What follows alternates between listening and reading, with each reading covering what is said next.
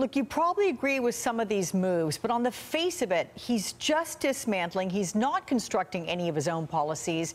Isn't that, at the very least, Ned, a PR problem? He's the dismantler in chief.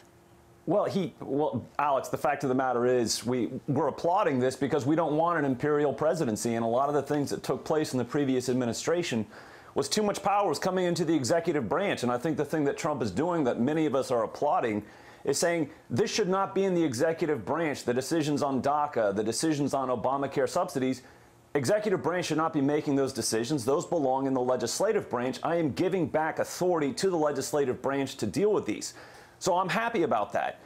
In regards to policy, we don't make policy in the executive branch. That was the issue that he's dismantling, is that too much of that was happening in the previous administration. And so he's doing the best that he can with the power that he has constitutionally inside the executive branch. But let's face it, to get policy passed, the Republicans in Congress are going to actually have to step up and work with him. Alex, this is not a Trump agenda that he's trying to get passed. It's not even a Republican agenda that he's trying to get passed. It's a common sense agenda that benefits the American people, and it really does. So it's one of those things where people are looking at him and, yeah, he's doing the right things, but Congress has to step up and actually do something. But Ned, punting to the legislative branch, ultimately, in a lot of these issues here, how effective is the legislative branch? I mean, you can look back to, 2010 and see the lack of efficacy in getting things done. So really, what does he expect will get done through Congress?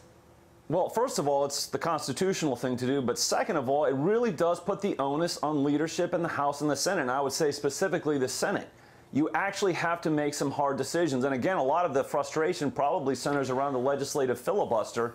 Will Mitch McConnell do away with it or not? Because quite frankly, I think a lot of us feel, and I think most on the other side would agree too, if Chuck Schumer in that place, he would he would do away with the legislative filibuster. Listen, so at this point, Ned, though, you've got the Republicans in charge of both houses of Congress, and we've seen how ineffective they are at this point.